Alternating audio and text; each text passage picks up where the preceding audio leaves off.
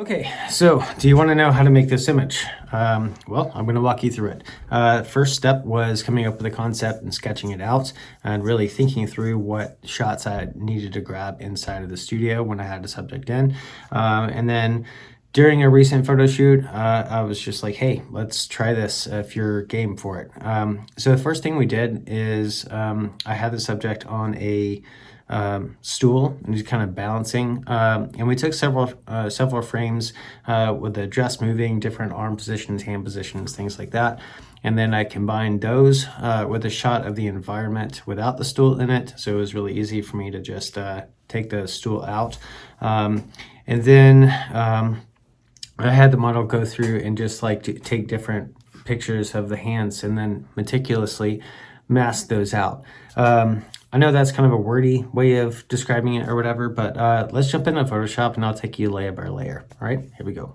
Okay, so here we are inside of Photoshop. Here's the final image. We can kind of look at that as a whole. And yeah, I'll just scroll down the layers. Let me turn everything off. And I started with a completely, well, almost black layer. So if we're curious of what this is, we can go in and look at it. So 08080C, so really close to black. I just kind of wanted to do that for whatever reason. And then the next layer is a whole bunch of these hands. So if I turn them off individually, let me just go through and do this. You'll see individually separated, masked, and brought in. Did that a whole bunch of times using the select subject and then casting a little bit of shadow onto the ones behind. Um, yeah, so nothing too super entertaining about that, but that's how I did it. Um, then I used a just a solid color fill in a black and white layer. Now this black and white layer, I really just wanted to take some of the saturation out of the reds. We know we have a lot of reds and yellows in skin tone.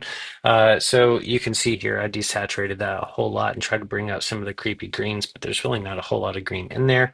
And then I put this, sorry, the black and white is at 50% opacity, so you can just see what that does. And then I put that in to really darken it down and really try to blend it into the background. Next is a fog layer. I just have some pictures of fog that I've taken against dark backgrounds in the past, but I also have a custom fog brush, several of them that I've made over time.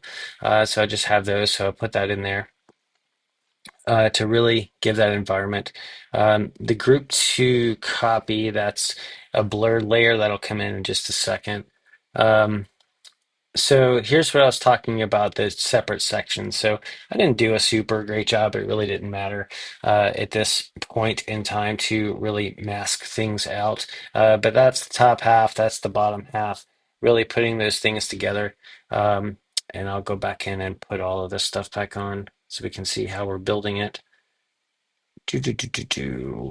Sorry, there are lots and lots and lots and lots of layers here. So that's where we are currently with this. And then put another fog layer behind just to create a little bit of depth. Curves layer here to adjust the toning. And then I put another fog layer over top of the hands. And I wanted to lighten that up because I wanted to have some visual contrast between the environment of falling and then not. And then I said I'd go back to this copy layer. This is just, it's barely visible, but it's just a copy of the subject and then blurred it a little bit to create a little bit of motion, but you can barely see it. Next, I used the curve layer here and then masked it. If I do this, you can see like that's the curves layer, and I just masked it to create like rays of light. I felt like it was drawing a little bit too much attention onto her arm there, so I just brought in another curves layer and put a little bit more visual interest there. Now, I felt that the leg in the fog over the dress right here was a little bit too much, so I just painted over it really to darken that down, and then created a couple more color balance tweaks. Really didn't do a whole lot here.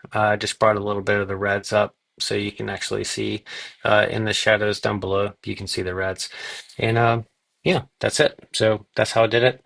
And yeah, if you guys like these, put some comments or whatever, let me know, and I'll keep making them. All right, bye.